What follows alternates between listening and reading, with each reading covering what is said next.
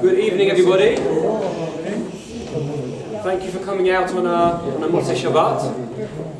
I very much enjoyed being here. It's not as warm physically as when I came 2 years ago, but the community is just as warm to me. So I really appreciate that and spending time with all of you. Because I'm missing my family. If I'm going to be away, it's nice to be here. So this is a shir that is about Lot, but it's also about Seder night. And even though Pesach is a long time away, there's no need to start cleaning yet, don't have to worry. By the way to scare people is to send Kasher LePesach Mishloach Manot. If you send Mishloach Manot and say we've already changed, we say in English changed over, we've already done it, people get really scared. So we do that. But this is actually for Pesach, and it could be said on Seder night. But I just think it's interesting. You've all heard of the 4 sons. But have you heard of the 4 daughters? Never. Actually, yes. Good. We always talk about the Good. Well, good. So the 4 daughters are actually in the Torah. They're not directly there, they're hinted there, but they're in Midrash, as I will show you. And as we'll see, the story, according to Chazal, according to the rabbis, takes place on Seder night. And when you piece it together, you end up with a very interesting picture, which is very relevant, I think, for us, for many of us. Maybe not you, but for many people on Seder night, with their family coming round. All different kinds of people coming together on Seder night. Right? It's complicated when the family comes. You know, for some people, the family coming is quite difficult. Right? And I say maybe it's a bit like slavery in Egypt. And then after Pesach, they leave. And that's like the Exodus. No, I love very much my family come to stay. But Pesach is a complicated time. Right? The mitzvot we do at home. And the experience, I don't know about you, but sometimes you think that we're trying to get on with it and everybody has different conversations. My belief is those conversations, all those debates, is part of Seder night. Chazal, the rabbis, knew that would happen and they wanted it to be. And I'll show you from here. So it's a long way to get there, but we'll get there. It's a story we read today in Shul. It's a very shocking story about Lot. Remember the story at the beginning of our era? Abraham, the angels visited Abraham. He welcomed them in. He did chesed for them, looked after them. And then they told him he's going to have with Sarah a son. And then straight after, he's told by God that Sodom and Gomorrah, this place, is going to be destroyed. Where his nephew Lot has been living, by the way. And Abraham, as you know, argues with God, and they argue how many righteous people there are there, and they get down to 10, and there aren't 10 people, and Sodom and Gomorrah is destroyed. But two angels go in to save Lot, probably because of Abraham, and we're going to look at that story. It's a very long chapter. And again, what's the message of that chapter? What's it teaching us? Why do we have the whole story of Lot described here? The stuff at the end gets really complicated with his daughters. We're not doing that. We might mention it a bit. But I want to focus on the telling of the story and the way the rabbis saw it. So let's have a look here. It's chapter 19. They went to Sodom, these 2 angels, these messengers. They were angels we know that had been with Abraham. By the way, they are, one of them, it's 2 of the angels who had been with Abraham earlier. Normally angels don't get 2 jobs. But these angels did, and the one who was in both is Raphael, which is my name. My mum always said you can't do 2 things at once. And I said, but the angel Raphael can. So, there you go. Lot Yashav B'Shar Sodom, and Lot is sitting at the gate of Sodom, Vaya Lot. And Lot saw, Vayakam, and he got up Nikotam to welcome them, to greet them, Vashtavu Apam Arza. And he bowed to the ground. So, why is he sitting at the gate? What's that about? Vayomen, he says, Hirena Adonai, Surna El Beit Avdechem, turn now to the house of your servant, Velinu, and stay with me, and wash your feet, and you can get up in the morning and you go on your way. Okay? Because you don't want to spend tonight in the square. You shouldn't sleep in the square. So, what's he doing there? He's sitting at the entrance of the city, and he welcomes them in. What does that remind you of? Avraham. And it's 1 chapter before. So you're meant to compare the way Avraham treats guests with the way Lot treats guests. The Torah sets that up to compare the 2. Now, how long ago How long ago did Lot leave Avraham? Because when they arrived in Israel, Lech Lecha, then very soon after, Lot wanted to go somewhere else and they separated. How old was Avraham when they arrived in Israel? 75. 75. And how old is Avraham now? 100. Hashem just appeared to him and said, you're going to have a child. 99. 99. So how many years later is this? 14. 24 years later. 24. Yeah, 24 years later. It's incredible. I make a mistake of the number. We're theoretical physicists, so I have to be exact numbers, right? I do that all the time. I make mistakes. My wife says, "You're supposed to be a physicist." I said, "Theoretical." That's the way out. Yes. So you're meant to compare the two. It's 24 years ago, but Lot was brought up by Avraham. They spent a long time together, and he learned to do chesed in the house of Avraham, as we'll see. Do you want a spare? I've got an older one, but I've got some spare hand. Is there a spare handout? Here's an old one, but it should work. It's got a few more corrections in it. So he greets him. He said, remember, Avraham was at the entrance of his tent, and now Lot is at the entrance of the city. So it's a comparison. And he pressures them very much. And they turn with him, and they come to his house. And he makes them a drink, umatzot. Matzot. He makes them matzot. Afa. He bakes them matzot, and they eat it. I'm going to call it flatbread. That's a great translation that Robert Alter uses, so I like that. So, matzot, he made matzot. Why did he make for them bread? What did Avraham make? What did Avraham make? Ugot, right? And meat. And meat, absolutely, and a bit of milk, why not? Early days. Chem'ah, exactly, but that was first. Chem'ah was first, and then the meat. But he's not giving them here, he's not giving them food, he's giving them the matzot. Now you see the word matzah, what do you think? Pesach. You think, oh, that's a bit of an exaggeration, until you realise this is the only mention of matzot in the whole Sefer Bereshit. And the next mention of matzot in the Torah, in Shemot, is about Pesach. That's it. So Chazal, the rabbis, look what Rashi says, based on the Midrash, Umatzot afar, he baked matzot, Pesach haya, it was Pesach. It was a very early Pesach, because they hadn't left Egypt yet. But the way that the rabbis saw it, I mentioned it Thursday night, either that the Torah is what's called backwards compatible, in terms of machines, or that the times of the year are emotional feelings. And whether the festival has happened or not, this idea happens year upon year. Or the Torah is written by Hashem, knowing we're going to look back at it in this way, and he makes us be able to make those comparisons. So that's a crazy idea. It was Seder.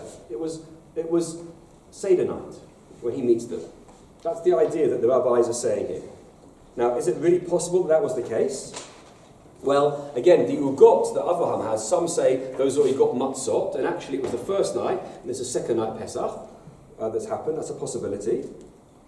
And actually, when we sing that song, you know, at the end of Seder night, Va'amatem, you know those two songs, Vayhi b'chatzi alayla and Va'amatem zevach Pesach, right? Well, people find those very difficult because they don't know the good tune. Do you have a good tune for it? No. The tune I have, it's a gift. You know this, the tune, the animals went in 2 by 2 hurrah. It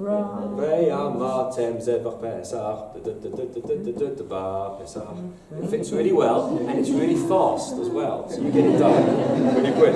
So when it happens, that story is about Jewish history. What happened on Seder night? One of the verses is about Lot and this event. So the rabbis always thought this took place on Seder night. And as I showed you, you see on the handout here, this is now jumping to Shemot. On that night, they ate sli, roasted meat, umatzot, and matzah amorim, and bitter herbs. Yochelu, they ate it. So the rabbis think, well, there's only matzah mentioned once in Bereshit, and it's mentioned over here in Shemot. It must have been Seder night. Now, what does that add? What does that add? And it was a very long night for Lot, as we'll see. Now, as soon as we see that it's comparing it to Seder night, or more, here's more to the point. Not compared to Seder night, it's comparing it to the next time matzah is mentioned, which was the night Bnei Yisrael left Egypt. So even though I've been comparing Lot's hospitality to Abraham's, we'll do a bit of that, I also want to compare the entire story of Lot to Yitziat Mitzrayim, to that night when we left Egypt. And you see lots of comparisons. Once you know what to look for, right? On? Lots of What did I say?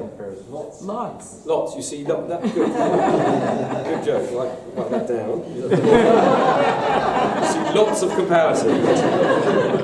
Thank you. I'm an academic, I steal mercilessly. Thank you. Right, so it's interesting, and the rabbis, the greatest thing about our rabbis is they read Tanakh really well. They were really sensitive to the words, and they saw similarities. And when they explain them, we have to notice that's what they're doing. It's a wonderful thing. So let's see how the Midrash works, and we'll build up to the ideas. We're going to go through the whole chapter, but we're going to do a little bit at a time. So Lot sees them. What happens? He tells them to come. Now, look what we have in the Midrash here.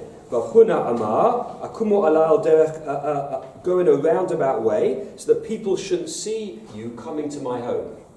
Now, what's the assumption in the Midrash here? What do we know about where Lot lives, Sodom and Amorah? Are they bad people? Yeah. Does the Torah say that?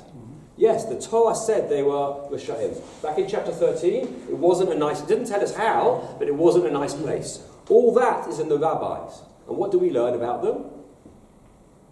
They didn't treat people very well. Yeah. Right? That's what the Gemara talks about. It's a long Gemara all about it in Sanhedrin, that they weren't welcoming of guests. And this is the whole comparison that goes on by that. It's very, very interesting. The whole comparison between Avraham and Lot. Because where does Avraham live? He lives down the road from Sodom and Amorah. And there's all these stories that people wouldn't have a place to stay, and they would stay with Avraham. And in fact, when Sodom and Amorah are destroyed, he moves. Because there's no need to be there anymore to fight against them. And if you remember with Avraham, it's very interesting, because for 25 years, he's been against Sodom and Amorah. Lot, he went there 24 years before, and then in the middle was the war. I mentioned this before. There was a war in between, the 4 and the 5 kings, and what does Avraham do? He fights on the side of Melech Sodom. Right? To save the country. And now again, just before this, he's fought he says to Hashem, don't destroy Sodom and Amorah. So that's really interesting. For 24 years, there's been a centre of horrible people, a not pleasant society down the road, and all Avraham seems to deal with is trying to help them. Well, to save Lot. To save, well, no, he says if there's 50 righteous people in the city, not just for Lot. So he seems to value looking after people who aren't like him. If Avraham is the father of our people, what message does that teach? You spend a lot of your time helping people who you don't actually like, but they're still people and they deserve help. If you piece it together, Avraham's life, he spent 24 years of it looking after these people he doesn't really like very much. Anyway, that's the background. Now we know that they're not great, so Lot says, go around, because if people see you coming to my house, they'll be really upset, because they're not very friendly here. I know shuls like this. Okay? Well, they're not you, but they're not so friendly to people. Right? And the next bit says as well, spend the night, and he says, El Beit Avdechem, in the house of your servants, and rest the night and wash. So come in and then wash. Now with Avraham, if you look carefully, he says, let me wash your feet and then come in. So the order is different. With Avraham, they washed their feet and then came in. Here he said, come in and then wash your feet, which is weird because then you get a mess, right, of the dust inside the house. But look at the translation. Lot first invited them to stay with them and then wash. Truth is that Avraham was particular about the pollution of idolatry, so he prioritized washing, whereas Lot was not particular about the pollution of idolatry. So maybe these people were connected to idolatry and bad things, so Avraham said, wash, become pure before you enter my house. Lot didn't care so much. So already there's a hint in the Midrash that Lot is similar to Avraham. He does chesed like Avraham, but not exactly the same way. He learned from Avraham, but does he fully understand what it means to do chesed? Sometimes you learn from someone, you don't really understand it, and you copy it in not the right way. And we're going to see that Lot doesn't quite understand the nature of chesed. You see that? But Yeah. maybe simply Lot is aware of the quality of the city. The only way not to be, he must go Akum, and then he enters, and then he wash. That's the next line in the Midrash. Huh? That's the next line in the Midrash. Oh, no. Yeah, good. It's always good when you guess one step ahead, right? Guess. We used to play in Yeshiva, guess the Rashi, which is what do you think Rashi says? And then you know you're thinking right. Some say that this too was Lot's plan, Kashua, so that when the messengers left, the dust would not be seen on their feet, so the Sodomites wouldn't ask, where did you spend the night? So if they only washed their feet inside, by the time they go out, they're dusty again, and no one ever knew that they were there. It's another possibility. So the Midrash has that as well. And then it says, Vayivtzar bam. He pushed them to stay. They didn't want to, because it would be hard for him. So what does that mean? Hichnis bam af v'tzara. Through them was brought to Lot af, which is anger, and Sarah, source, trouble, into his home. So it's a hint saying Lot was causing trouble for himself. So in a way, and if I was filming this, well, you're filming this, but if I was filming this, I'd say, what's happened to Lot in the last 24 years? When he went there, was he married? No, he was single. We're going to find out now that he's married, and he's got children. We'll see.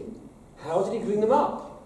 How is it? He grew up in the house of Abraham, who discovered and understood God, he learned about kindness and chesed.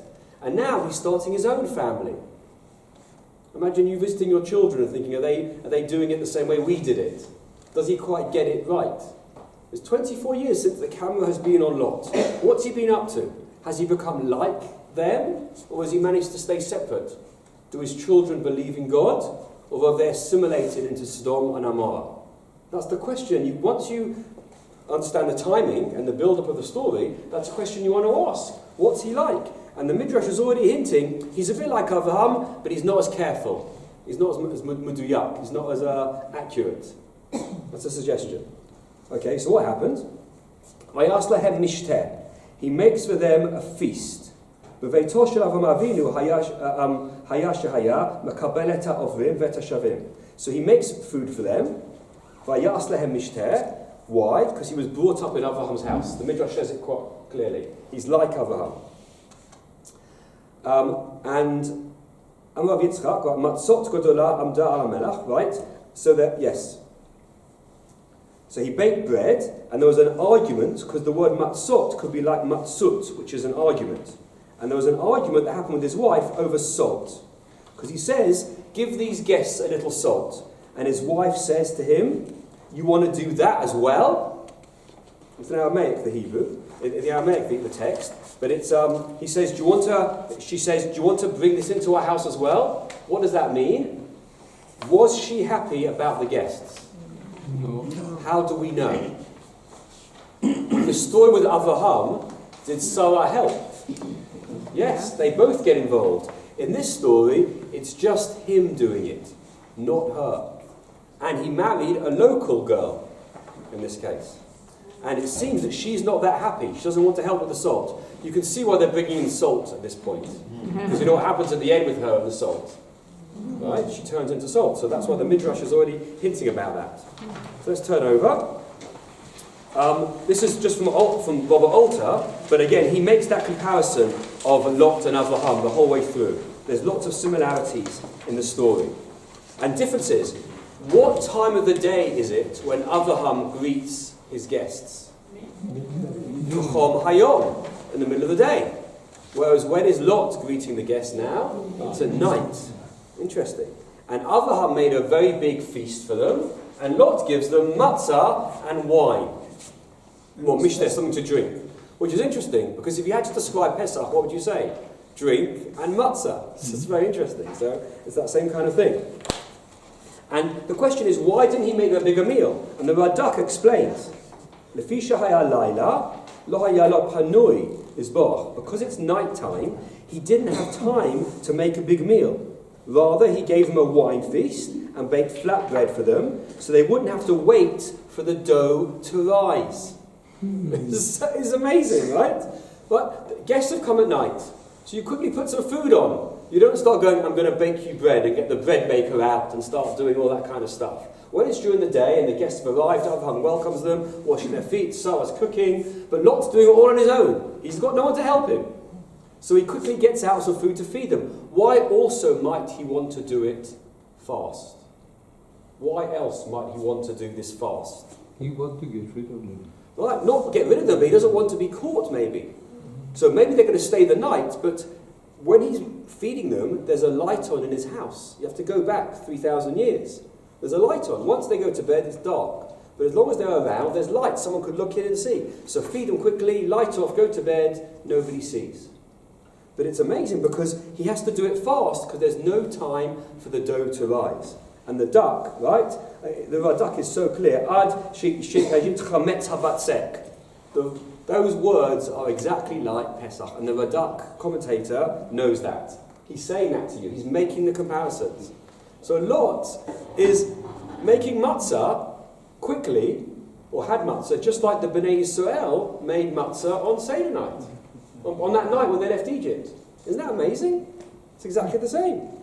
And then he says, for it is good manners to prepare for an unexpected guest what can be prepared quickly. For the guest is tired and needs to eat and drink straight away. You make the food quickly. Do you have that? Someone comes around, you get something out the freezer. They didn't have freezers, we have freezers. Baruch Hashem. But they had to do something quickly. So that's what it is. It didn't have time to rise. So it's like Seder night because he has to make the dough quickly. But also, what do we say on Seder night? Everybody Right? can Whoever's hungry, let them come and eat. Seder night, we're very happy to welcome unexpected guests, which is what Lot did. So the comparisons keep happening. What's the message of the comparison? We have to see. But the rabbis saw this as a version of Seder night. And once you're seeing it, you see more and more comparisons. I mean, I'll tell you a really subtle one that no one's mentioned. I'm not sure if it's right, but it's an interesting one. What's the name of the place that we were in Egypt? Not Goshen, but the kind of place we were in. It was a Beit Avadim, a house of slavery. And what does he say in verse 2? Lot. Go back to the first page. Vayomer, Hinei na Adoni, Su na el Beit Avdechem. Come to the house of your servant. Mm-hmm. What he's saying to them is, I'm your servant. I want to help you. I'm the house of your servant. But in Egypt, they were in Beit Avadim, which is very similar. It's the same root, and it's, so I noticed that comparison. Is it meant to be the same? I don't know, but in Torah, the Hebrew is so subtle, it's interesting. So page 2, that's stage 1. You got it? So we're comparing Avraham, the chesed of Avraham, to the chesed of Lot, and we're comparing the chesed of Lot and that night to the first night, the night Bnei Yisrael left Egypt, and to your Seder night. So we're doing a lot of things at once. Are you with me? Mm-hmm. Yeah, should I say again? Or right, so we're comparing Abraham's chesed to Lot's chesed, and Lot's night to the night they left Egypt, and we're comparing all of that to our Seder. It's fun. By the way, don't try and say all this at Seder night. Don't you hate when someone says, you're sitting there, and you're nearly at the meal. It's 3 pages. Not that you're counting, but it's 3 pages. And someone says, oh, I've just got a shear that I heard. Right? Page 1. So what I did, at the end, I wrote a summary that you can read out. Well, I do it in German, but you can read out. This is a summary of the entire shir in 300 words. You'll know more depth of it, but they'll get the idea of it. So if you want to leave now, okay?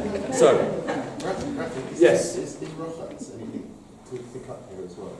Rachatz, you could. You'll start making comparisons to wash the feet and washing. Yeah, good one. You'll see lots and lots. Now, bet, complications. On stage 2, we're going back to the Lot story. What happened next? Terish Kavu, just when they lay down to go to sleep, so it's later that night, V'anshei ha'ir, Anshei Sodom, Nasabu abayit. They surround the house, Mina'a va'ad zaken, from young to old. Kol ha'am mekatzeh. Every single person. They surround it. So obviously, they spent too long eating the matzah. Maybe made a noise, munching the matzah. And somebody hears, and they go, there's a guest in Sodom, chas v'shalom. And they surround the house, everybody. It's very dramatic. Vayku'u Lot. And they call to Lot, Avomu Lot, ana Hashem asher ba'u elecha. Where are the people that came to you? Halayla, hotzim elai, eleinu. Bring them out to us. V'nei da'atam, so that we can know them.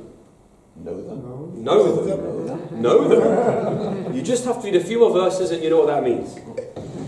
Vayetzer alehem. Now you have to think of the filming of this. So they're inside the house, and then they hear from outside. So what does Lot do? Vayetzer alehem Lot. Lot goes out of the door. V'adelet saga acharav, and he closes the door behind him. Why? To protect them, clearly. Vayomer, and he says, Al na'achai, don't do wicked things, my friends. Hinena li shtei banot. I've got 2 daughters. Asher lo yadu ish, who haven't known a man. Otziyah na'atem. I'll bring them out. And you can do to them whatever you want. Just leave these men alone. He says, Al ta'asu adavai, ki al kain ba'u b'tzel korati. Because they came under my, tzel korati is they came under my roof beam, under my house, under my protection. But I've got 2 daughters who haven't known anybody. So, the rabbis, there's a lot going on here. Okay? So first of all, Lot is outside the house and they're shut inside the house. What does that remind you of from the night of Yitziat Mitzrayim? What did we do on the night? Before they left? Right, we all were locked in our houses and we had blood on the doorpost to protect us from the angel of death. Malach HaMavet was going past all the houses. So we too were shut in because there was evil on the outside. It's the same. Now it's weird. What is Lot offering? And what did the men want? So you piece it together. If he's offering 2 daughters who are virgins, clearly the men want sexual satisfaction. So when they asked, bring these 2 men so that we can know them, that's also sexual satisfaction. The rabbis all think that. But once you read the whole text, you see why. Because it's the same subject, yad'u, to know. So that's what the commentaries all say. It must have been, that's what it was, for sexual acts. And the assumption is, if they are idolaters, that they're also not sexually moral. And there's no idea of staying one person with another, but they'll sleep with who they want. So they say, give us your men. And Lot says, so that makes sense what they're doing. But what does Lot say? No, don't take my guests, have my daughters. What's that about? Pardon? Chasid shoteh. Chasid shoteh, or I'd say chesed shoteh. Right, exactly. He knows chesed's really important. He knows he's got to look after his guests. So what does he do? He offers his daughters. In other words, he doesn't understand how to handle chesed as a value. It becomes such an important value, it becomes more important than his own family. Can you see that? This for me is Lot not understanding how to do chesed. And this is the danger of a little knowledge. A little knowledge is a dangerous thing. You teach somebody a mitzvah or an idea, and then they do it really badly. So a boy learns to be more religious in yeshiva, and he comes home and he starts telling his parents off for how they act, even though they paid for him to go to yeshiva. What's that about? It was the same, because he doesn't say had badatz on the matzah. It doesn't say? He didn't have badatz on the matzah. Right? I said Chasid shoteh because the Gemara speaks of the boy who doesn't want to save a woman drown because she is afraid to touch. Exactly, it's that touch. It's that story. It's the same kind of thing. You have to know how to, in English it's wield the laws. How would you say in German? To wield something. Pardon? It's how to handle it. You can pick up a sword, but you know how to do it carefully. You have to know how to use what you have. This as a rabbi is very important. Right? When I'm asked the question, often I know the answer to the halacha, but how you say it, and when you say it, And what you don't say is just as important. And Lot doesn't understand. So he just goes, no, don't go to the men. I've got daughters who are virgins. By the way, that means, how many daughters has Lot got at this point? At least? Two. And are they married? No, because they're virgins. So he's got 2 single daughters. We'll come back to this, but that's important. We have 2 daughters. 2 daughters. Still at home. Pardon? Still at home. Good. You want the good. He had also married. We'll get there. We've got the whole night.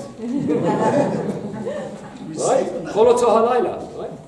Okay, so let's keep going. Rafi, Yeah? I mean, but he was prepared to sacrifice his daughter. Yes. Abraham sacrificed his son. So she was making a point. Lot was willing to sacrifice his daughters, and Avraham in our Seder was willing to sacrifice his son. But one was God's idea, and one was Lot's idea.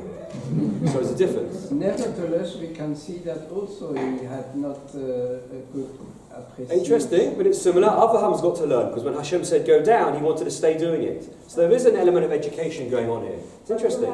Today there are also people, Hasidic people, they need to do the mitzvah of Shiluach HaKen. That's also so not understandable how to do it today. Yes, yeah. It's not just that. All of us make mistakes in how we do the mitzvot. Mitzvah ba aveira. A mitzvah comes through doing an aveira, and you don't realise that. You think you're doing good, but you make it worse. So it's the mitzvot, but how you handle mitzvot. And you have to learn how to do that. Maybe he didn't see it as something bad or a sacrifice at all. If he's living in stone, That's even okay. That's even worse. Right? Maybe Lot. This is what's happened. This is the way it is now for him. He's like, he's doing the best he can. He does chesed, but for him now, the sexual immorality has affected him so much. It's not a big deal for him. Could be. That's another reading. I like that. That's another kind of reading of showing how Lot, by not being with Avraham, has lost the levels of what's acceptable anymore in this place. Might read the whole text as a satirical text, showing Lot as the shoteh, trying to do something, but it doesn't really succeed. Exactly. But very satirical, very sharp. So, Michael, since you said that now, I'll jump to the things at the end, but I'll say it now. Right? Because if we say that Avraham, the night before, was also Seder night, we now have 2 Seder nights in the Torah. One of them, Avraham, it just mentions a little bit with the angels, we don't hear much. But this whole chapter, we get to hear about Lot's Seder night. And I love that. Because we all know about the very frum person who has the perfect Seder. And all the children are dressed perfectly, and they all answer the questions and say their Divrei Torah, and there's no arguments, and the food is so perfect, and it's wonderful. And everyone talks about those, but you and I have never been to those. maybe occasionally. Our families aren't perfect. We don't quite remember everything we're supposed to do. We try and do the best we can. And the Torah spends a perek teaching us about Lot's Seder, not Avraham's Seder. And that's why it's relevant for today. Because we all, I don't want to say you, but in my experience of teaching Jews in the way today, a lot of people are doing Lot's Seder. They're doing the best they can, but not quite knowing it in a very complicated world. And that's why this is the Seder to learn from for how to keep Seder today. See? Lot's Seder. Thank you. So let's keep going. So 2a was the Rashi. We've said those ideas. We don't need to go back. But look at 2b. Why does it say, Betzel Korati, under my roof be? Not me and my wife. Why am I saying, we talked to her earlier, it says, under my roof. Why not under our roof? At that time. Look what it says. Melamed, we learn that Lot's wife turned the house against him, saying, if you want to receive them on your side of the house, not on my side of the house. She drew a line. They can come as far as here, but they're not going in the main room. So we're learning again about his wife. His wife is local, as well as it's actually in the source below. If you look at Targum Yonatan, it says that Lot's wife was the daughter from Sodom. It's not so surprising because he's married now, and it doesn't mention that he met anybody else. So he's married a woman from that area, and she's not so great. And she doesn't want guests. And then when he says under my house, my protection, not hers. She doesn't want it. We learn that as well. But notice, look at the 3 words I put in red in stage 2. Habayit, vayetzer, hapetcha. The house going out and the entrance. Now look at the pasuk at the bottom of the page in Exodus. None of you shall go out from the entrance of your house till morning. Va'atem lo tetzu ish mi petach beito ad boker. The same 3 words are used in the story of Yetziat Mitzrayim, going out of Egypt. Can you see? Once you know to look, and once I used to look, I had a great time. You look there, you look back, and you see the same words. Tetzu petach beito, right?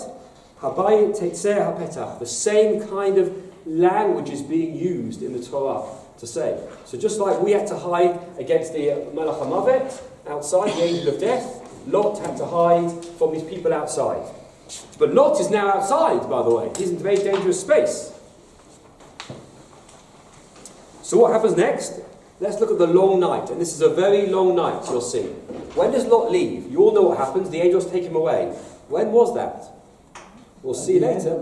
It's the next morning. So he spends the whole night there. This is Seder night. It's a very long Seder. What happens? Vayomu geshala. They said, get out of the way. This person came as a sojourner. He set himself up as a judge. Now will do more harm to you than to them. And they pressed hard against Lot and moved forward to break down the door. Like Shulik Shmot Adelet. So, can you see the imagery? This is the house. Lot is standing there, and they go, we're going to punish you for this. And they're beginning to squash Lot against the door. And he's on the outside, and they're on the inside. So he's really defending them. And what happens next? וישלחו אנשים את ידם ויביאו את לוט עליהם הביתה ואת הדלת סגורה. And they drag Lot in and get the door shut. So 2 possibilities. They open the door quickly, grabbed him back and shut it. You've seen this in the movies, right? That moment they're done. Or they did magic, right? They just pulled him through the door. But then why does it say shut? I'm not sure. It could be outer ones. ואת הנשים אשר פתח הבית היכו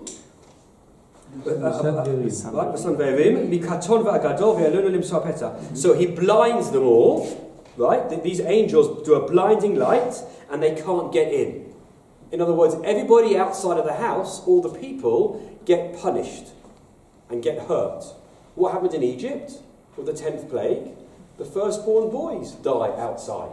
So inside you are protected and outside there is punishment and violence. It's similar. Can you see? So we're comparing it all the way through. Vayomru hanashim elot od mi lecha po. So the men turn to Lot, and why they've been sent there to save him. So they say to him, they don't know, it seems. Od mi lecha po. Who's living here with you? Now this language is very interesting. Chatan uvanecha uvnotecha. Do you have a chatan, a son-in-law? Do you have sons? Do you have daughters-in-law? So do you have daughters? Notice the order, by the way, here. And every Jewish mother knows this, right? The son-in-law is more important than the sons or the daughters. I'm just joking, right? But it's, he doesn't know what they have here. Whoever you have, you've got to leave. So we don't learn who's here from that, but they're saying we don't know who you've got. Who's with you? Do you have a married, do you have a son-in-law? Who's that referring to? I'll show you later. Do you have sons? Do you have daughters? Whatever you've got to do, we're going to leave. We, the angels of God, are going to destroy this place. Because their great cry has gone out to God, and He sent us to destroy it. Follow it? Now,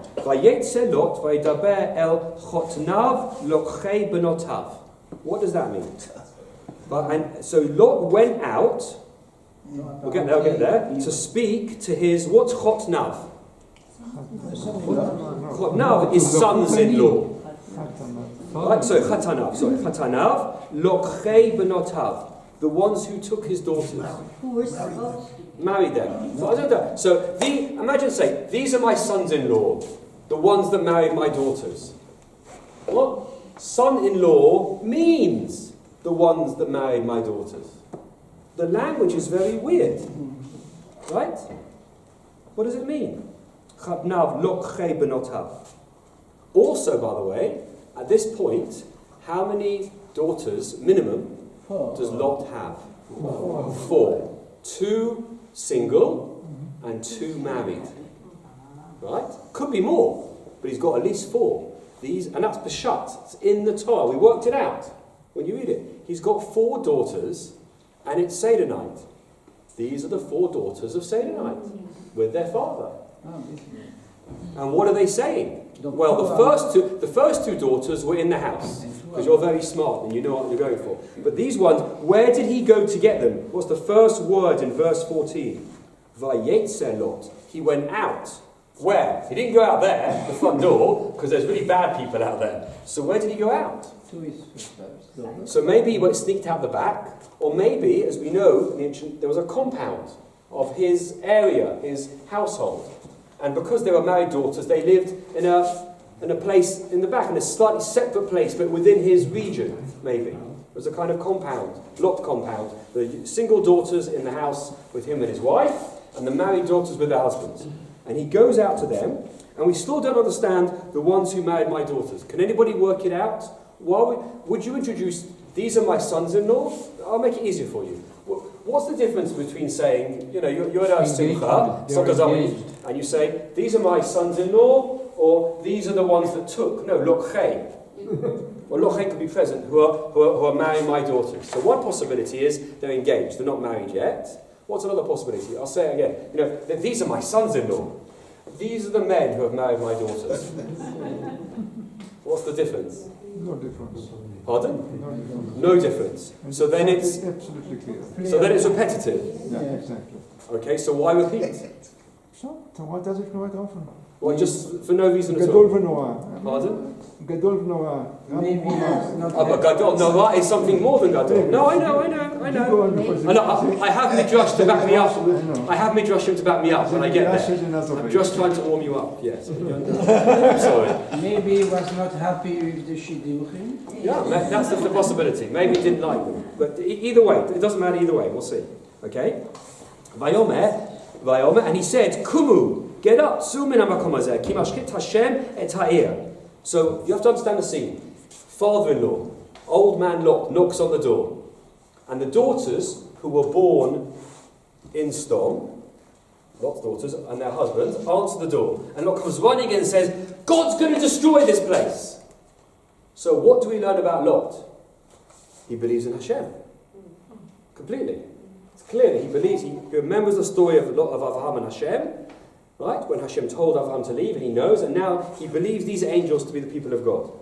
So he says, yes, Ki mashchit Hashem et ha'ir, vayhi k'metzachek be'enei atanav. And it seemed that he was playing or joking in the eyes of his sons-in-law. Now you can understand that. When your father-in-law comes rushing in and says something crazy, you've all got to invest in gold. We're all going to go live in Israel. I've just booked an amazing holiday, sign here. And you're like, calm down, Dad. What are you talking about? And they laugh at him. So what does that tell you about the relationship? And Peshat, what does that tell you about the relationship? They laugh. Pardon? The sons-in-law weren't his choice. They took the girls. Could be, that's a possibility, but even if we say he liked them originally, what does it say about their relationship that he says this line dramatically, and their first reaction is to giggle? They don't trust him. They don't trust him. More than not trust. He has no authority. He has no authority. He's a bit of a joke. There's no respect there. No respect. Now, is there no respect because they're not nice, or they think he's a bit weird? I mean, what do you think he taught them as they grew up? When I was young, my uncle Avraham brought us to this land. And God himself, the one God who created the universe, did this. Really? But there's a one God? Yes, he really is. Silly Abba. He says crazy stuff. I don't believe in this stuff. And they don't respect him. There's a gap between the generations. Do you know what I'm talking about? Remember? Avraham, Lot, Seder night, your Seder, when the older people share with the younger people their ideas and they laugh a bit and don't get it. it's talking about the sons-in-law, not about the daughters. Yes, and they're it's true. sodomites anyway. Right, well, you might have thought that he would have educated his sons-in-law who married his daughters. Or maybe they're keeping quiet. Maybe they think Abba is completely crazy, but my husband thinks you're crazy. What we're into now, though, in this conversation, what are we discussing? How the family gets on with each other. What do you do on Seder night? If you say it was How will the family get on? Go on, pardon? If you say it was a Seder night, so you could also think that all the family would get gathering together. But these two daughters with their Hadn't come. they were not. That's true as well. That's a possibility as well. They're not connecting. There's a disconnect in the family. Right? Then you all get different. When the first time, I have to tell you briefly, the first time I went to my wife's Seder, right? We were engaged, Jacqueline, and I went to pin her. And it's a lovely family, it was great, but she warned me that there's great Aunt Bertha is coming. Is it Bertha? Yeah, great Aunt Bertha. And you just have to be understanding, right? So we're sitting back to sit down for Seder. She hasn't arrived yet. The doorbell rings. Open the door, and have you ever watched The Simpsons? So you know Homer Simpson's wife's sisters. So she's standing there with a cigarette, right? She goes, "Let's get going, because I booked the cab for 10:30. She walks in, she's already booked the cab, and we've got 2 hours to get the meal, because she won't eat otherwise. So we do. Right? And, you know, the family's firm, but she's come for Seder night, so we have to do that. And she's smoking the... I mean, they thought I'd be upset. I was laughing so much. I loved it. Right? She had that proper deep, hello, deep husky, I've been smoking all my life voice. Right? She's passed away now. But, for many years. But every Seder is different. And there's all different kinds of people around the table. And they don't all relate to each other. And the challenge of the Bala Seder, the person running the Seder, is to do it in a way that relates. I'm sure some of you could tell me a story that when you were children, the grandpa would say it really fast and say every word and rush it, and you'd all sit there bored. Or what's the point at the other end? Just a short question about the shop. It says before that the whole dome was there, Mina Ve'achakim. So it is including the Chatanim or not? Well, it can't be because they're not blinded. So maybe they're inside, that's why it could be they're inside the Lot compound. So it doesn't include them. So they're part of Sodom, in that they're laughing at him, but they still are under his wing. In other words, they're part Jewish. That's how I'm trying to present this Seder night as the real Seder night that we deal with, of more and less religious and educated people, all together trying to understand each other. And not doing very well. Right? U'kumo hashachar Allah ve'itzu hamalachim belot. So it's like the sun comes up, and the messengers, what do they do to Lot? Ve'itzu, what does that mean? They push him. So work backwards. He went to them and said, "You've got to go. God's going to destroy this place." And they laughed. What time was that? That was in the middle of the night. And now in the morning, the angel said to him, "We've really got to go." So work backwards. What's been going on all night? He tries. Lot's been trying to convince them. Seder night was a night of discussing identity. You don't belong in this place. This is a wicked place. We should not be here. I always taught you what Abraham told me about believing in one God. And now God has decided that it's gone too far in Sodom and Gomorrah, and we have to leave. What are you talking about? I respect you as my father-in-law, but this is our home. We all live here. What do you mean it's going to get destroyed? What are you talking about? What is this God? Don't you remember the stories that I told you? And they're having the conversation about beliefs. And he is trying to share his beliefs with his family, and they don't seem to understand. And the wife's standing there going, "He always goes on like this." Right? Because she's not happy either. And then suddenly, it's my Seder night of people discussing. And it's in the Torah. Now, I have added some midrashim, but even on Peshat level, there's a lot of it that's here that he's definitely discussing with all night. They're not sure they agree, and he's got married and unmarried 4 daughters. And at this moment, they all seem to be Rishayim. Well, not quite, actually. The 2 daughters married to the son seem to be Rishayim, because they're not wanting to go with him. And the 2 daughters who are single, we're not mentioning anything about them. So maybe they are Tum and She'nola Delisho, because they don't speak. They're simple, they're young children, they're the simple one. Remember the four sons? They're the Tam and the Loa Delisho. That's the last two. They weren't so Right? They weren't so to be known. Well, no, the young ones we don't know. They said they didn't know a man, they were fairly Tam. But the other two daughters are Rishayim. So what are we missing? Where's the Chacham? We'll get to it. It's all done with mirrors. Right? It's all planned. Okay, let's keep going. So, ויצאו המלאכים בלוט לאמור קום קח את אשתך ואת שתי בנותיך ונמצאות פנטסבר בעוון העיר. You don't want to get counted, those who remain will get counted with the city. So it says, take your wife and your two daughters. So the men, the angels, have been watching this conversation. And what are they saying to them? They're not coming, Lot. Get over it. They're not coming. You spend the whole night, you've been discussing it, okay? They're not convinced. The two young daughters are yours and your wife, she'll follow you, begrudgingly. Begrudgingly, not very happily. Right? We know that what happens later, but you've got to leave. And what happens? Vayitma meha, and he lingers. And the men grab his hand, uviyad ishto, and the hand of his wife, uviyad shtei benotav, and the hands of the two daughters, right? B'chemlat Hashem, with God's mercy, God zehu v'aynichu b'chutz le'ir, and they take them out of the city. And I love the image of the hands, because when you imagine a scene as a director, you have to always look for the physical things. It says they took the hand of Lot and his wife. There's two angels. So one angel has Lot in one hand and his wife in the other, and the other one has the two daughters. And they're running out of Stov. You can see this image of getting out. Just like we were kicked out of Egypt. Rafi, Yeah. Question. When we sing this, there's a special note on this particular word. V'itmameha. Which Yes. indicates hesitation. Absolutely. So it wasn't just that he was just hanging around, he wasn't sure. If he wanted to leave. Exactly. So Lot is so involved now in the culture of Egypt, he's quite assimilated himself. He's the Baal HaSeder, he's leading it, and he's not sure. With his family around him asking him questions, he's beginning to doubt himself. And that's also what we do, right? In our families.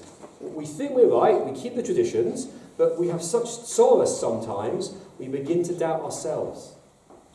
For me, this is a reflection of us, to reassure us. It's difficult. Lot had a hard time. It's hard for you as well. Thank you. And now look at what Rashi says. He said, if you have a son-in-law, whatever it is, but then look at the next Midrash, 3b. The Midrash is clear. He had 4 daughters, 2 betrothed and 2 married. That's the other theory, like what you said, Marcel, right? Because it was written, two have not known, and then earlier 2 have not known a man. So the 2 younger ones, it says, were maybe engaged. So when it says Lochei Benotav, it's referring to the 2 single girls again. So it's 4. But either way, it's 4. Okay? And I love this line. Oh my goodness.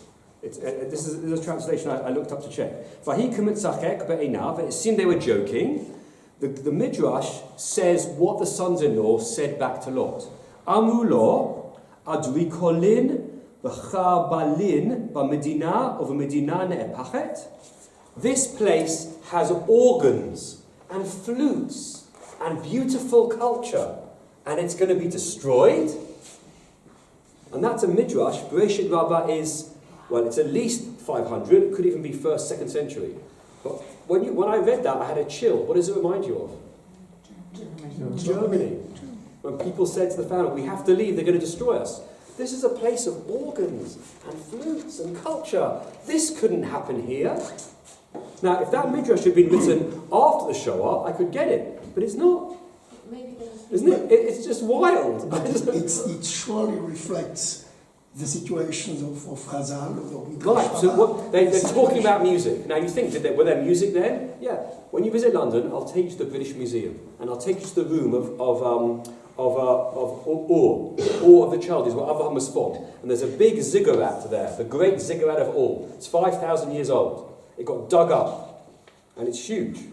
And when they dug it in the 1850s, Woolley and the local archaeologists in the British Museum, they dug up the Royal House of Ore, what was next door, and they found gold and silver and harps. There's a lyre in the British Museum, beautifully gold embossed musical instrument. See, we think of Avraham living in a kind of black and white world where they're just trying to get water from the well and just surviving. But Ur was a very advanced civilization, a cultural centre. It had been around for over 1,000 years, according to Mesopotamian texts.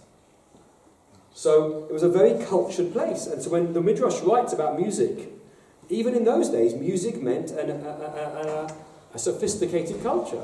And these are saying, it can't be that it would happen in Sodom and Amor. What are you talking about? And they put it in their mouth. Yeah. A question. What is this Tzaka Gedola? Who was crying to God? Excellent, we're coming towards that. Oh. Every time you do this, you're the next page. You're page 5. Why? I'm not, it really is, yeah? Why does the Midrash say that the two girls were singing Avusot and Because it says Lochei, but they're going to be taking men. But these were the others ones. No, I said that. So even though it says Vayetzu, you think it must be different ones, but the Midrash says no, it's the same ones. They see it differently. Which is the key word? Vayetzu or Lochei? You could read it different ways. Okay? Now, this is my favourite bit. This bit's very radical, and you might not notice it, so I'll be careful.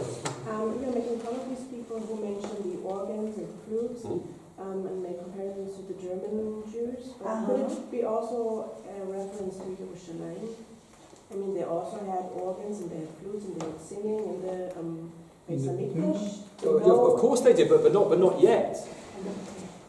Not yet, at this time. But also Yerushalayim was destroyed here.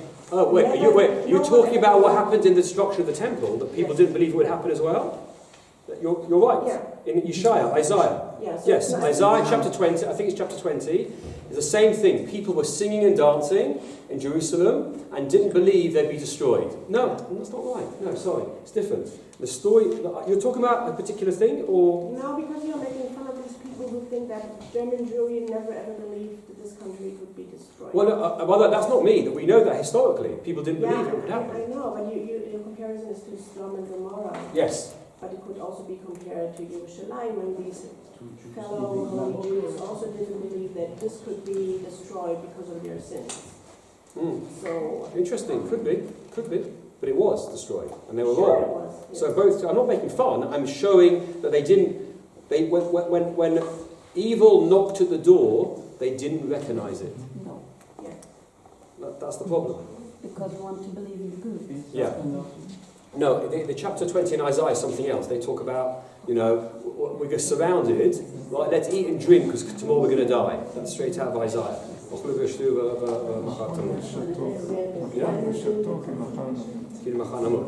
That's more, let's just do it because we're going to give up. Jerusalem was not destroyed.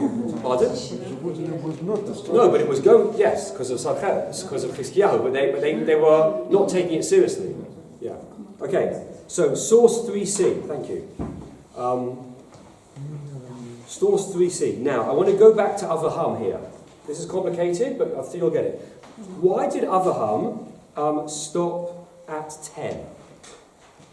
Remember when, just going back now, the day before Avraham had argued with God and said, if there's 10 righteous people in the city, don't destroy it. If there's 50, 40, why did he stop at 10? He could not imagine that there are less than 10.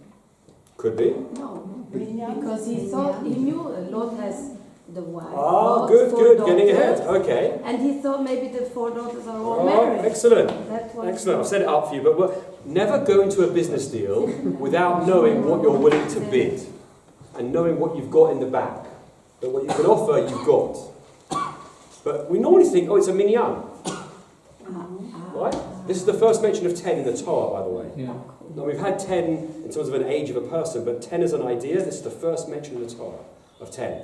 There's 2 theories. There are 5 cities in Sodom and Gomorrah, that's what they talk about, and that's why when he said 50, he meant 10 in each city, 40, I can say 4 cities, 3 cities, 2 cities, 1 city. That's one theory.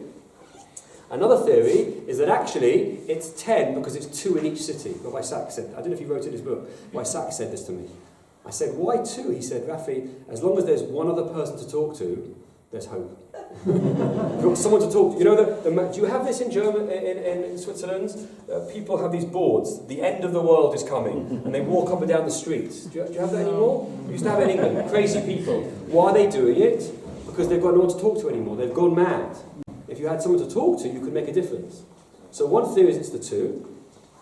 By the way, I'm going to do this in just 15 seconds, but it's really fun. One boy said to me, but Rafi, it makes sense, because the Mishnah in Sanhedrin says the minimum of a city that you need, what defines an ear, is 120 people.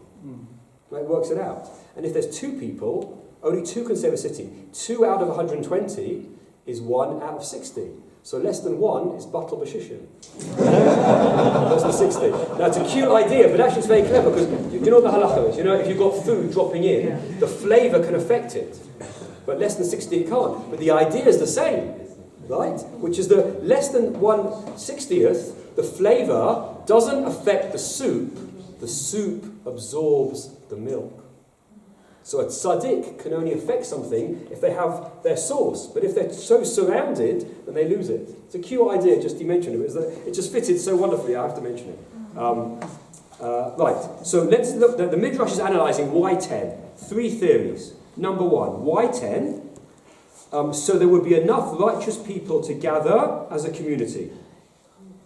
We have in the Hebrew, Asara Kadei Knisa. Knisa is the word for davening, we know that. Yeah. Right? Knisa for the Amida. L'kulam. So one theory is, you need 10 people to pray. A minyan.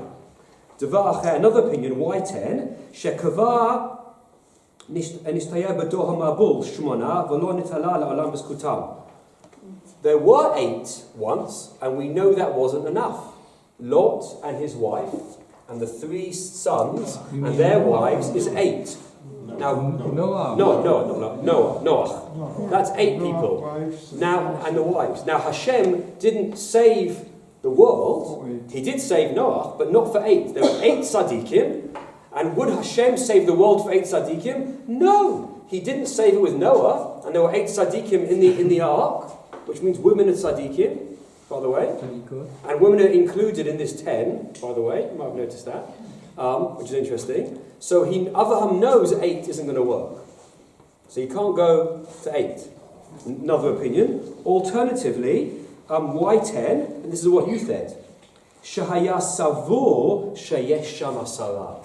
He thought there were 10 tzaddikim in the city. Lot ve'ishto, va'aba banotav, va'aba chatnav. And his 4 daughters and their 4 husbands. Just like you said. There were 10. Now, how would Avraham have known who was there? He hasn't seen Lot for 24 years. What's your question? No, I was thinking, maybe he thought it's meaning like for 10 men, and the women just follow the men. The women don't count. In this. Well, but they count in the numbers. Yeah, Lot and his wife, it's 5 women and 5 men, making 10. This could be a second theory. I don't know. Now, the rabbis fixed the minyan to be 10 men because of verses later on in the Torah.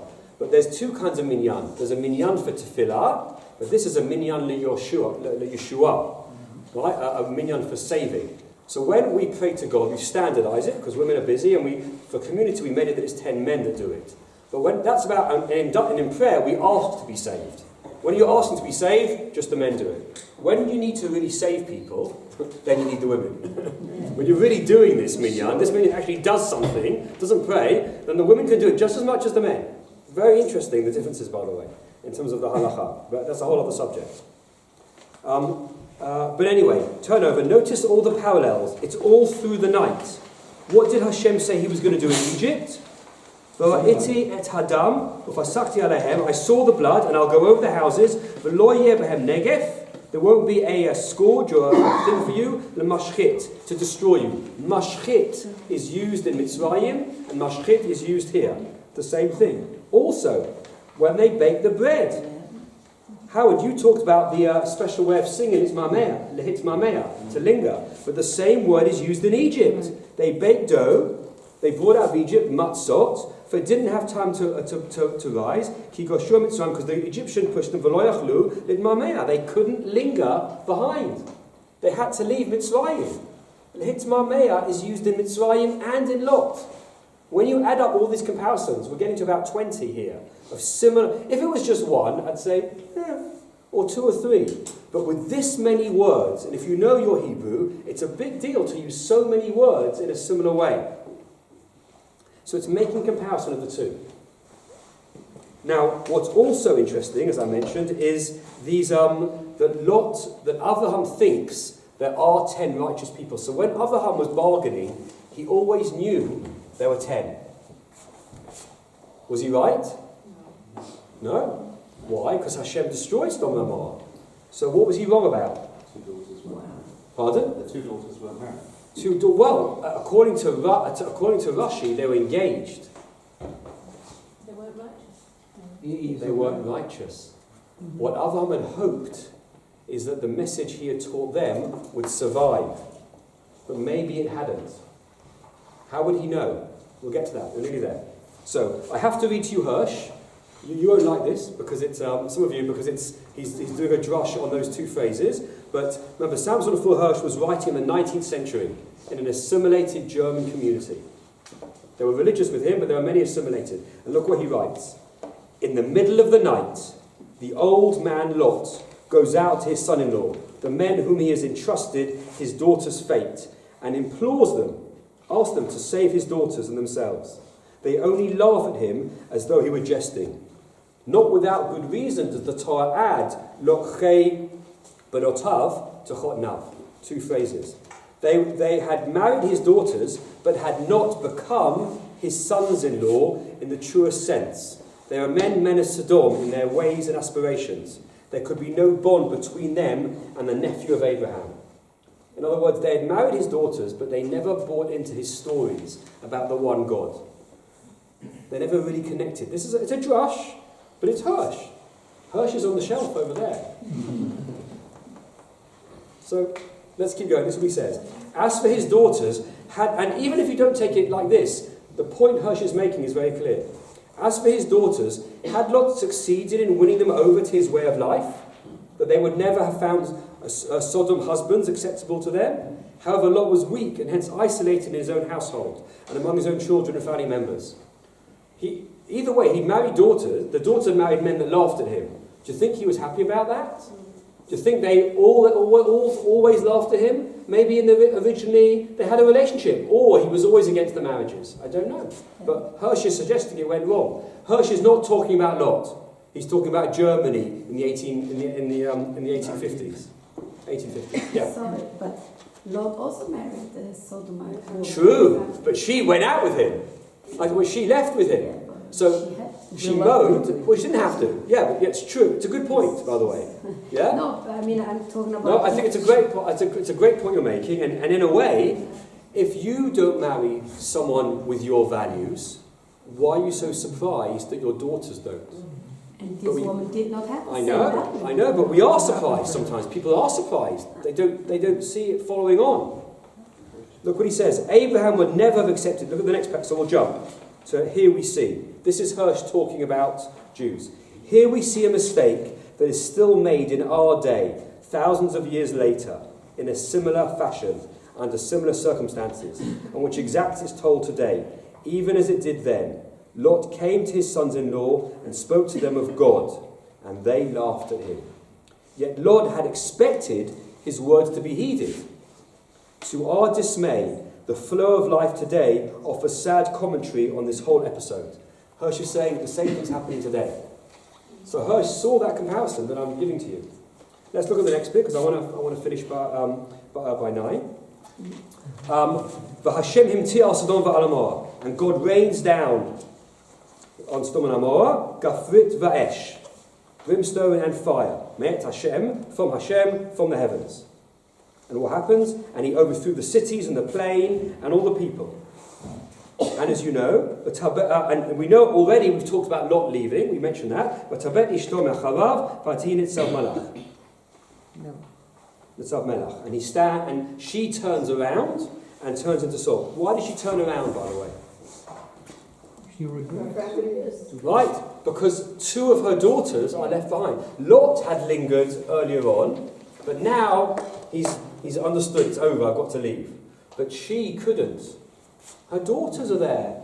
2 of her daughters are here, but her daughters are there. And she looks back, and she gets caught up in the whole process. That's the assumption that we're making here. And we say that Abraham looked out, and because of Abraham, because God, Vayizkor Elokim et Avraham, when God remembered Avraham, Vayishlach et Lot, he saved Lot. I taught this last night. Avraham was standing there to see what happened, and Hashem sees Avraham is still standing there. He says, right, I'm going to go and save Lot. That's why he did it. But I've bolded that for you in red, you'll see why. So that's an important bit. Now look at the bottom, 4a. She looked back and became salt, a pillar of salt. Netziv Melach, why? Rav Yitzchak said, because she sinned through salt. On the night the angels visited Lot, what did she do? She went about all her neighbours and asked them, give me some salt, we've got guests. Because she wanted people to find out what was going on. So remember we talked about, how did they find out that Lot had guests? I suggested it was the light. But no, the Midrash says, she's going, have you got any salt? He's bringing guests again. It's really annoying. Do you have any? Right? She basically spread the word. She snitched on him. She incited, she knew that by saying it, it would turn against him. She ruined it for him. And so she's punished by the pillar of salt. That's the other reading of it. It's very rude about her. But it's saying that she didn't buy into his values. And she worked against him. If you want a good marriage, you have to share your values with the other person. Your religiousness has to be an agreement that you work together on it. Even if you're slightly different, you have to make a deal that you respect each other's values. Otherwise, it's not going to work. Turn over. Another opinion. This is Pirkei Eliezer. It's a later midrash. The messenger said, do not look behind you because the Shekhinah of HaKadosh Baruch Hu is descended and it's going to destroy Sodom and Gomorrah and you can't look at it. But Edith, the wife of Lot, we hear a name by the way here, Edith, in one midrash, that's her name, felt compassion for her daughters, right? Who were married in Sodom, and she looked back behind her to see if they were coming or not. And she saw behind the Shekhinah and she became a pillar of salt. So she was turning back thinking, maybe they'll still come. Maybe they'll still come. And how many parents through history have hoped that their children would keep with their values, but they didn't. And they looked back and wondered. It's all very relevant. So, to summarise this, Lot's wife is a complicated woman. Because she is loyal to Sodom and Gomorrah, but she's loyal to her husband. She goes with, she doesn't say, I'm not going. She goes with her husband, with her daughters, but she feels torn by the other daughters. I don't want to judge her. I understand, I think she did wrong, but I don't judge her because I understand the emotional stress of personal family versus religious values. And it's right here. Pirkei Rabbi Eliezer wants us to understand what she's going through. It's not her fault that she married Lot, and she tried to follow his values, but couldn't go all the way. You see, when I talk to people who have these difficulties in their lives, I'm sensitive because I learned from the Torah to be sensitive. Because when you want to have your values and your connection to your family and it clashes with your beliefs, it's not easy what to do. It's not easy to get it right. You've all struggled with it. And sometimes we get it right, and sometimes we don't, and sometimes we pray to HaKadosh Baruch Hu and we get some good luck. And sometimes not. It's really difficult, but it's right here. Right? Again with the parallels, notice, Esh, V'Hashem natan kolot u'varad v'talech. This is about this is one of the plagues, the plague of Barad. V'talech Esh, Arza v'yamtir. Fire rains down in the plagues in Egypt, and fire rained down in Sodom and Gomorrah, a similar phrase as well. And when Hashem saves us in Egypt, why? Vayizkor Elokim et Britot et Avraham et Yitzchak v'Yaakov. We describe this in Shemot. When God saves us, God remembers the covenant He made with Avraham, Yitzchak and Yaakov and saves us. But with Lot, God also remembered the covenant with Avraham. You see the parallels? There's so many. Once you know to look, there's so many. So all told, it was a long night of debate, balancing religious and family values in the context of strained relationships. To be honest, not that different from the Seder nights we now have. Right? That's what the night is. It's us. with the more religious ones who want to learn more, and those going, can we eat now? And do you believe all this stuff? Do you take it that literally? There's lots of issues. There's one Woody Allen movie where there's a Seder night. It's in Crimes and Misdemeanors. It's a great scene where this guy goes back to his old house, and and there's a memory of Seder night, and they're all discussing. And it's interesting because it begins, how do you know it's Seder night? They're all sitting around, and you hear bracha. What bracha would you expect to hear? You're watching a film in the cinema in America. It's a Woody Allen movie, but he wants to tell you that it's Seder night. What bracha? You go, Baruch atah Hashem Elokeinu melech haolam al. What would you expect? Achilat matzah. But in the movie, he goes, al achilat maror. Why? Because for Woody Allen, Judaism is maror. It's such an interesting scene, if you want to see it. It's a very interesting scene where they discuss. And the discussions are, by the way, every character in a Woody Allen movie is Woody Allen. Yeah. And they're all discussing on Seder night values and belief in God. And should you not believe? It's about a 5-minute clip, and it's the same as this. Woody Allen is a very smart man. He's not a moral man, he's a very smart man. And he understood what Seder night's about, Jewish identity. And in that scene, they're all discussing, do you believe in God? Do you not believe in God? What should you do? Will God save us? It's all being discussed. If that's what the night is. But I've got 10 minutes left to tell you one more thing. The story of the 4 sons. Everyone always talks about the 5th son. Do you know that story? It's from the Bavitcher Rebbe. There's a 5th son. Why is he not there? Because he assimilated. Well, what's the next part of the story? So if there's a 5th son, is there a 5th daughter? And there is. A fascinating story in the Midrash about a 5th daughter. But she's not the one after the 4 daughters.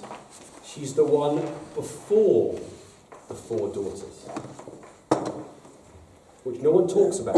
There was a hint of it in the text, just the smallest hint, when the angel said, do you have here a chatan and sons and daughters? Well, not a daughter, but a chatan. Why is there a chatan and not a kala? What happened to the kala?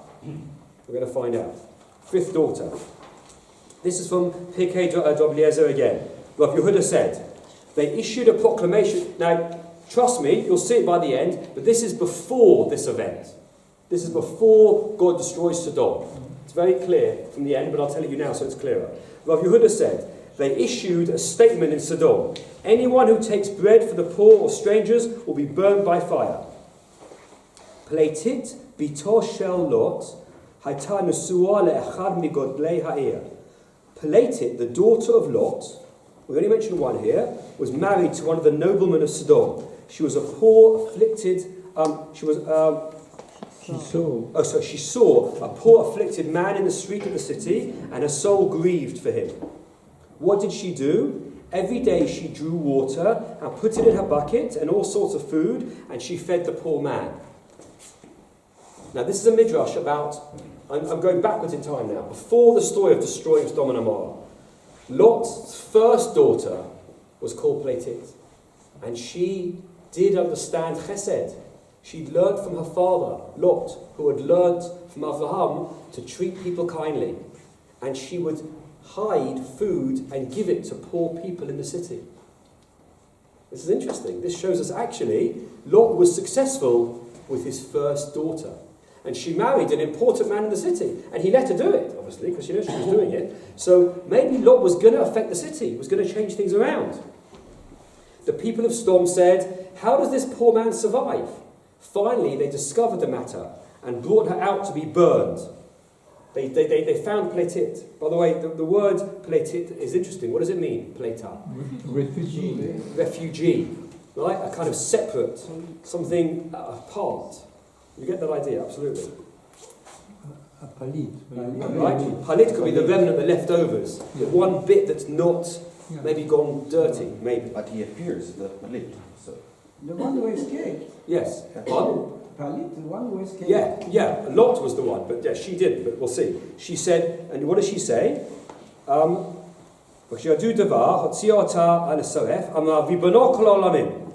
Asa mishpatai v'dinai me'anshei Sodom.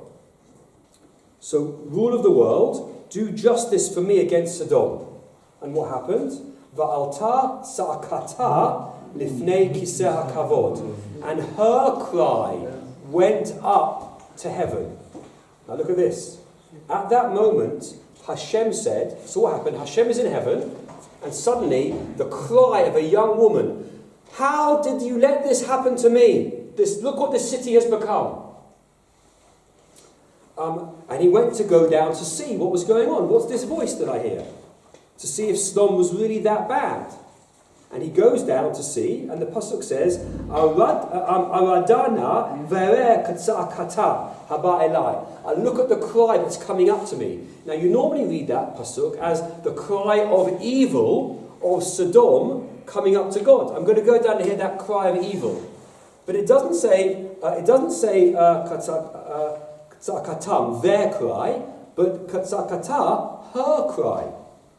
Habailai asu, right? Enkativ kan ela katzakata. So the rabbis, it's a drush, but they're reading in. Hashem went down to see if the cry of this woman was justified, if a place had become immoral.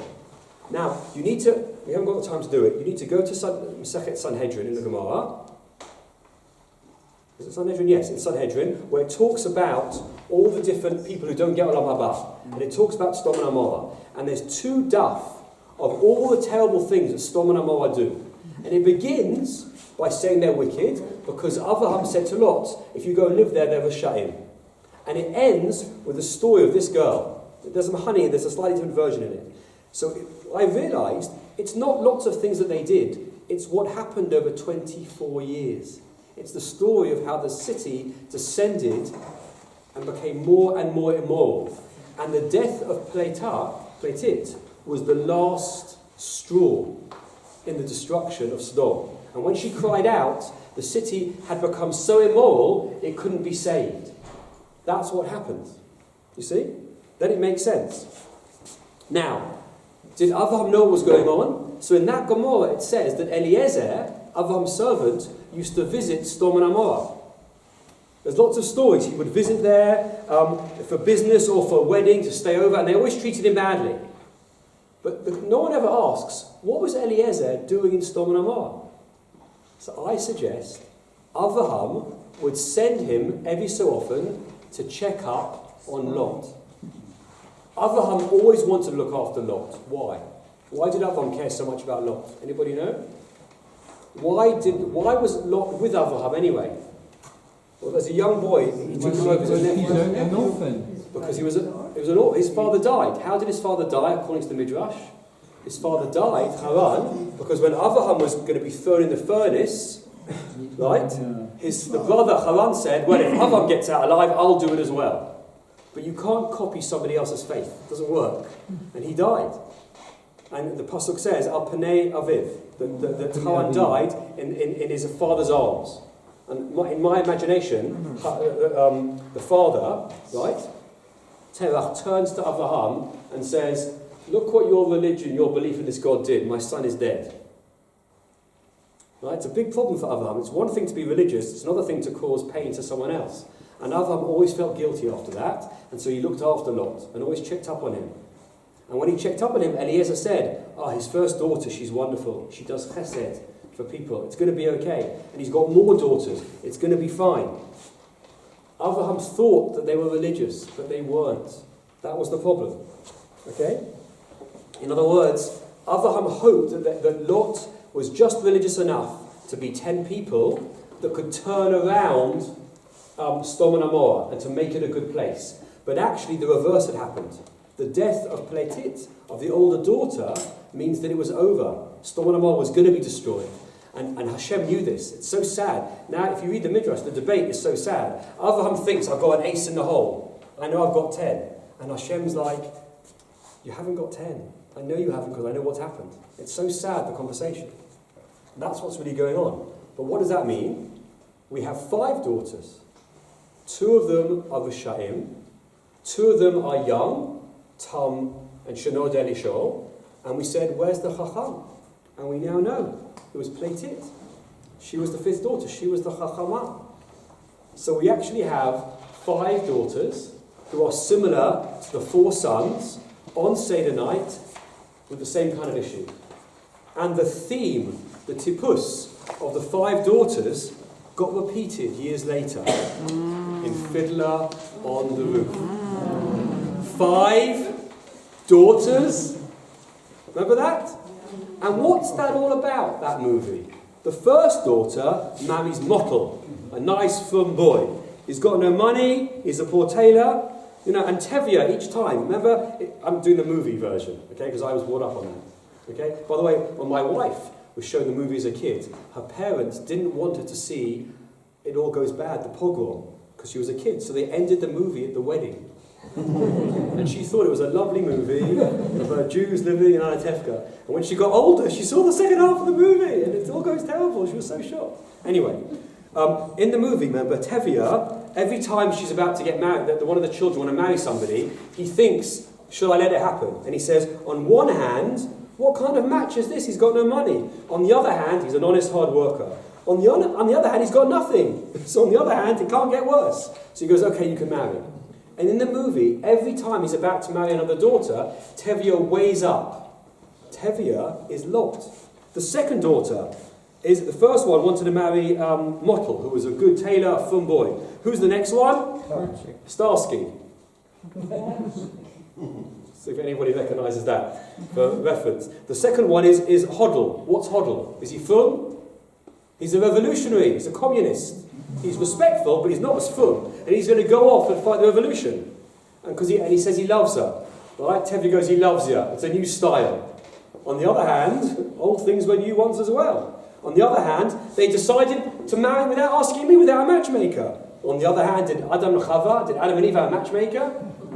He's struggling. This is him struggling with change in the modern world. Well, yes, they did. You. And it seems they've got the same matchmaker. And he says yes. So Mottel gets to marry the oldest one, and then Hodl marries the second daughter, and then there's the third daughter, Chavala. And what happens to Chavala? Who does she fall in love with? Fiedga, the non-Jewish Russian. And it's that moment that every parent dreads, of them marrying someone who's not Jewish. And in the movie, Tevye, they come for his blessing. And this is what Chava says, Papa, stop, at least listen to me. Papa, I beg you, accept us. Tevye's ignoring them. And Tevye goes, accept them? How can I accept them? Can I deny everything I believe in? On the other hand, can I deny my own daughter? On the other hand, how can I turn back on my faith, my people? If I try and bend that far, I'll break. On the other hand, no. There is no other hand. No, Chava, no. And he can't do it. And later in the movie, there's a little bit of a thing. But it's not about right or wrong. It's not about if he was right or wrong. It's about the issue that you and I will have to deal with, or our children or our grandchildren, of how you keep it going. How much you bend before you stretch or you make your point. It's not easy. It's a real challenge. And it's amazing that you have 5 daughters. By the way, originally he was going to do 7. When he wrote the play, he realised a bit much, I'll go down to 5. But you have the 5 daughters I've shown you with Lot, and also the 5 daughters discussing exactly the same issue. Who will they marry? What will they be like? And that's what Seder night is. Seder night is a memory of our people. And when the family conversations go on, and they talk about when they had Seder night in other places, and they're talking about what they believe in, don't interrupt them and say, we've got to get back, we've got to get going. Let them talk. Let them express their emotions and feelings. And talk to them about their values. And make a relationship. And then you can hold the family together. Lot tried. He was brought up in the house of Abraham. He really wanted to do it, but he couldn't manage to do it. But what I love about the Torah is, it doesn't teach us about the Seder of Abraham. He's frum, they're okay. It teaches us the Seder that we have to deal with, the Seder of Lot. And that's the story of the 4 daughters, in fact the 5 daughters, that's why there's 5, of Seder night. Thank you very much.